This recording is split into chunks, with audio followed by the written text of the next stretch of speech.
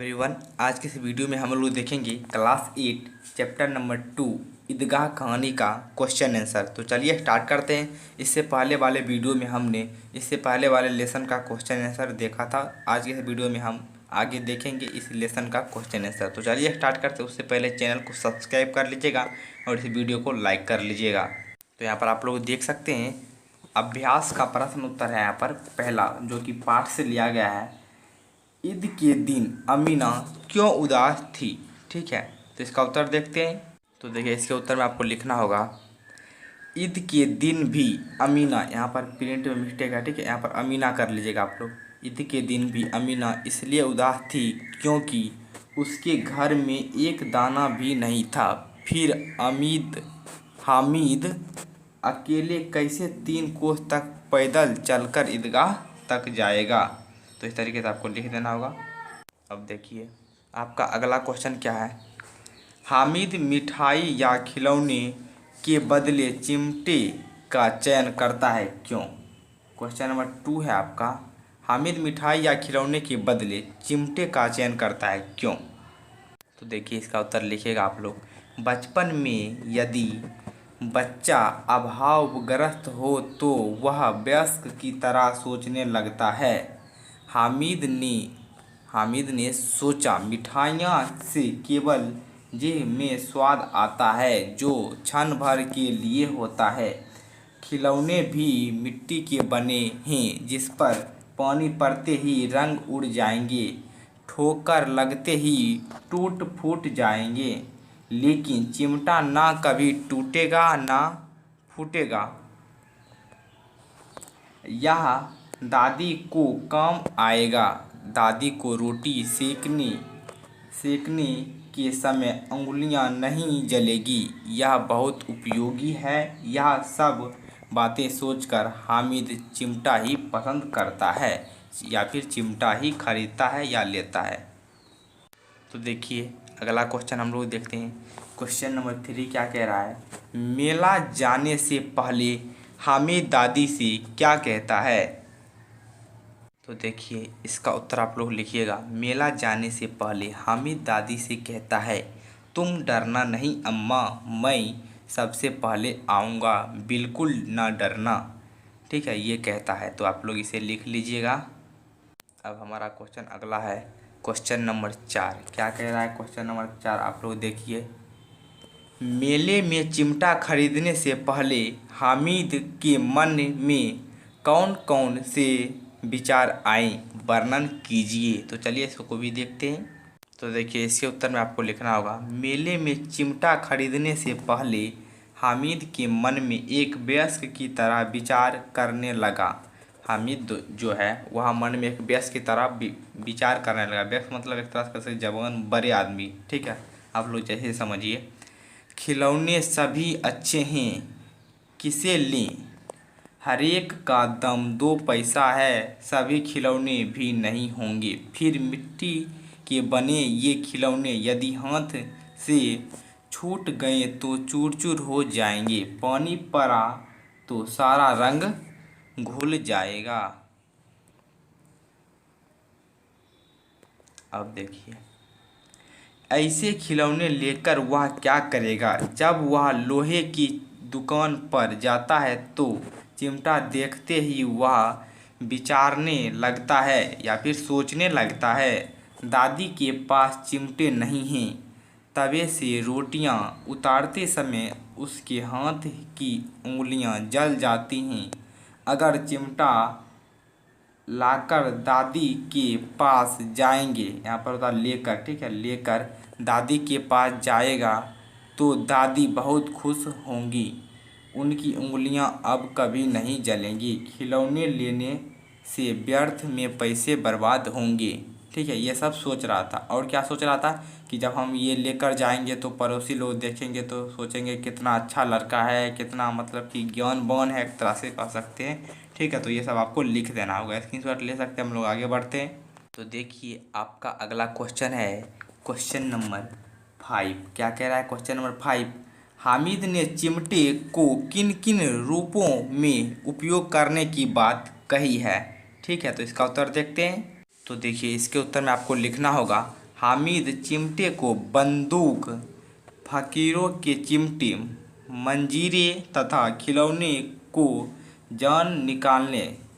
का जान निकालने वाला हथियार के रूप में उपयोग की बात कही है। ठीक है, तो ये लिख देना है आपको। अगला हम लोग देखते हैं। देखिए अगला क्वेश्चन क्या है आपका, क्वेश्चन नंबर 6 है आपका, ईदगाह कहानी आपको कैसी लगती है, इसकी मुख्य विशेषताएं बताएं। तो यहाँ पर देखिए हम अपने तरह से बता रहे हैं, आप अपने तरह से भी लिख सकते हैं। इसका आंसर लिखिएगा, ईदगाह कहानी हमें अत्यंत रोचक लगी, इसकी मुख्य विशेषताएं हैं। उसके बाद नंबरिंग करके 1 2 करके लिखिएगा। कहानी बाल मनोविज्ञान पर आधारित है, अभावग्रस्त बच्चे वयस्क की तरह सोचते हैं, चुनौतियां बच्चे को परिपक्व बनाती हैं, कहानी मुहावरे के द्वारा रोचक बनाया गया है, कहानी में जटिल शब्दों का प्रयोग किया गया है, कहानी सुखांत है इत्यादि। ठीक है, इस तरीके से आपको लिख देना होगा। चलिए आगे देखते हैं। देखिए अगला सवाल क्या है आपका, अगला सवाल है क्वेश्चन नंबर 7, चिमटा देखकर अमीना के मन में कैसा भाव जगा। इसके उत्तर में आपको लिखना होगा, चिमटा देखकर अमीना के मन में 2 प्रकार के भाव जगे। तो देखिए कौन कौन से। लड़का कितना बेसमझ है, ना कुछ खाया ना पिया और ना कोई खेलने का खिलौने लाया, यह चिमटा क्यों ले आया। लेकिन जब हामिद ने कहा तुम्हारी उंगलियां तवे से जल जाती थी इसलिए मैंने इसे ले लिया, तो दादी के भाव बदल गए। उसके बाद देखिएगा, दूसरे भाव में दादी सोची हामिद में कितना त्याग, सद्बुद्धि या सद्भाव लिख दीजिएगा और विवेक है, बच्चे को मिठाई खाते देख अवश्य ललचाया होगा, लेकिन बुढ़िया दादी का ख्याल बना रहा। तो ये दोनों आपको लिख देना है। ठीक है, चलिए आगे का देखते हैं। देखिए अगला क्वेश्चन है 8 नंबर, निम्नलिखित अनुच्छेद को पढ़िए और उसके आधार पर दिए गए प्रश्न के उत्तर दीजिए। तो यहाँ पर देखिए, नमाज खत्म हुई, लोग आपस में गले मिल रहे हैं, तब मिठाई और खिलौने की दुकानों पर धावा होते हैं, तरह तरह के खिलौने हैं, सिपाही, गुजरिया, राजा और वकील, भिश्ती, धोबिन और साधु। महमूद सिपाही लेता है खाकी वर्दी और लाल पगड़ी वाला, कंधे पर बंदूक रखे हुए। मोहसिन को भिश्ती पसंद आया, कमर पर मशक रखे। नूरे को वकील से प्रेम है, काला चोंगा नीचे सफ़ेद अचकन, एक हाथ में कानून का पोथा लिए हुए, सब 2-2 पैसे के खिलौने हैं। हामिद के पास कुल 3 पैसे हैं, इतने महंगे खिलौने वह कैसे ले, कहीं हाथ से छूट गया तो चूर चूर हो जाएगा, पानी पड़ा तो सारा रंग धुल जाएगा, ऐसे खिलौने लेकर वह क्या करेगा। तो इसको पढ़ना है, उसके बाद यहाँ पर क्वेश्चन दिए गए। ठीक है, इसको देखिए क्वेश्चन को, उसके बाद उत्तर देना है। नमाज खत्म होने के बाद लोग क्या कर रहे थे। तो यहाँ पर आप उत्तर देखिए, यहाँ पर क्या था, नमाज खत्म होने के बाद लोग आपस में गले मिल रहे थे, तब मिठाई एवं खिलौने के दुकान पर धावा हुआ। तो आपको छोटा सा ही लिखना है, नमाज खत्म होने के बाद लोग आपस में गले मिल रहे थे, इतना भी लिखिएगा तो ठीक है। अगला देखिए, दुकानों में किन किन तरह के खिलौने थे। तो यहाँ पर हमने पढ़ा, दुकानों में सिपाही, गुजरिया, राजा और वकील, भिश्ती, धोबी और साधु। तो यहाँ पर ये लिख देना है आपको, यहाँ से लेकर यहाँ तक। ठीक है, ये सारे खिलौने थे। अगला है, वे खिलौने किस चीज़ के बने हुए थे। तो सारे जो खिलौने थे वे सब किस चीज़ के बने थे, मिट्टी के। ठीक है, सारे खिलौने मिट्टी के बने हुए थे, आपको यहाँ पर लिख देना है मिट्टी के। अगला देखिए, अगला है, महमूद, मोहसिन और नूरे ने कौन कौन से खिलौने लिया। तो महमूद लिया था सिपाही का। ठीक है, ये महमूद आपको लिख देना होगा सिपाही। सिपाही। उसके बाद जो है मोहसिन। मोहसिन किसका लिया था, यहाँ पर आप लोग देख लीजिए, महमूद लिया था सिपाही का, मोहसिन लिया था भिश्ती का। उसके बाद क्या है, नूरे, तो नूरे लिया था वकील को। ठीक है, तो ये सब आपको लिख देना होगा। अगला देखिए आप लोग यहाँ पर परिच्छेद में सिपाही, भिश्ती और वकील के हुलिये का वर्णन किया गया है।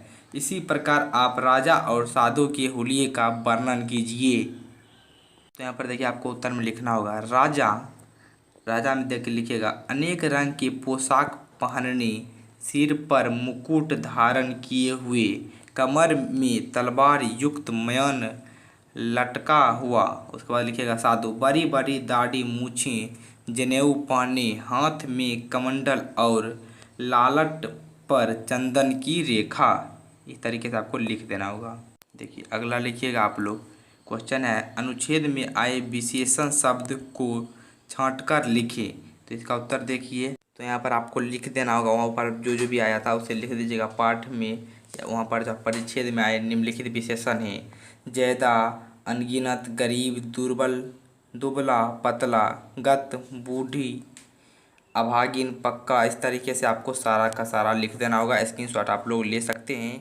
एक क्वेश्चन और है, क्या था, वर्दी और पोथा की समानार्थी शब्द। समानार्थी शब्द मतलब क्या था, उसी के अर्थ का। ठीक है, जैसे कि वर्दी का पोशाक, या फिर लिख सकते हैं कपड़ा भी, पोथा का किताब। ठीक है, पुस्तक, पुस्तक भी लिख सकते हैं। तो इस तरीके से आपको लिख देना होगा। अब देखिए अगला क्वेश्चन क्या आता है हमारा पाठ से आगे का। ठीक है, पाठ से आगे।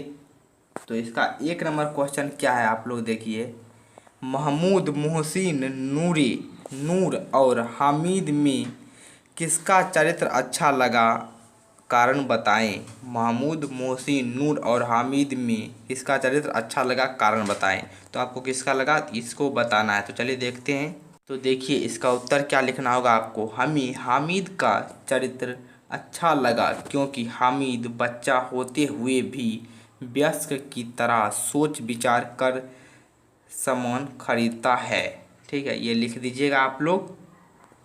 अगला क्वेश्चन देखिए, क्वेश्चन नंबर है यहाँ पर हमारा 2। क्या कह रहा है क्वेश्चन नंबर 2, क्या हामिद बच्चों की सामान्य छवि से अलग हटकर एक नया छवि प्रस्तुत करता है, कैसे।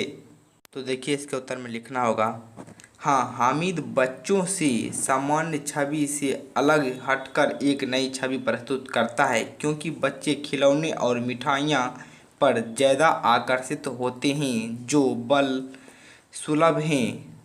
सुलभ हैं। इसलिए तो महमूद, मोहसिन और नूर ने अलग अलग पसंद के खिलौने ही खरीदे, लेकिन हामिद बच्चा होते हुए भी एक वयस्क की तरह सोच विचार कर अधिक उपयोगी चिमटा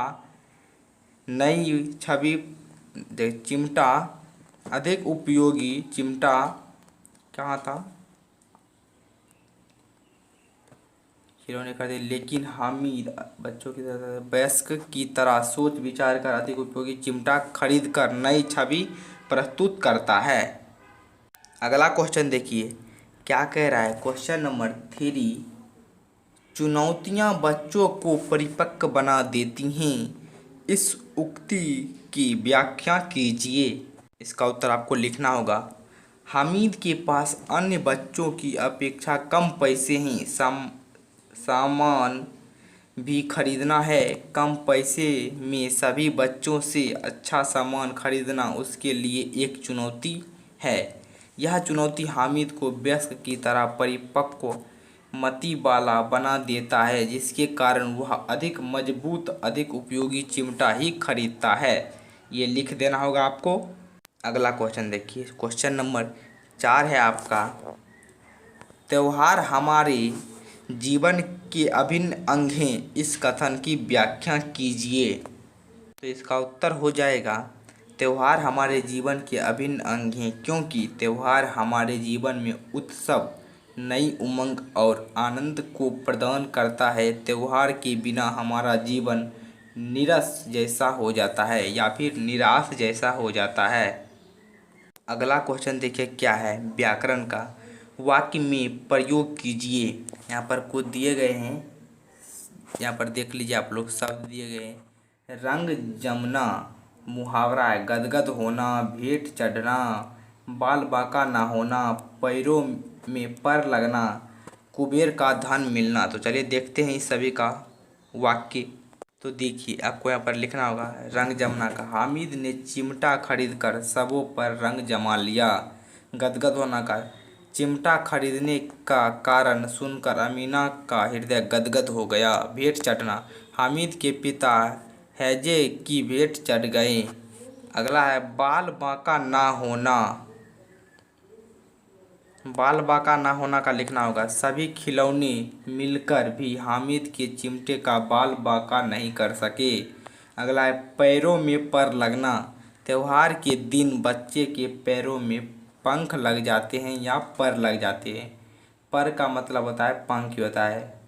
अगला है कुबेर का धन मिल जाना, बच्चे थोड़े पैसे पाकर उसे बार बार गिनते मानो वह कुबेर का धन पा लिए हों। ठीक है, इस तरीके से हमारा यह पूरा जो चैप्टर है ख़त्म होता है। आपको सारा क्वेश्चन मिल चुका है। आशा है आपको अच्छा से समझ में आ चुका होगा। तो वीडियो को लाइक कर लीजिएगा, चैनल को सब्सक्राइब, और हाँ, आप हमारे दूसरे चैनल को एडी स्टडी मास्टर को सब्सक्राइब जरूर कीजिएगा। वहाँ पर आपको ग्रामर, हिंदी व्याकरण एंड मैथ के कुछ ट्रिक्स टिप्स दिए जाएंगे।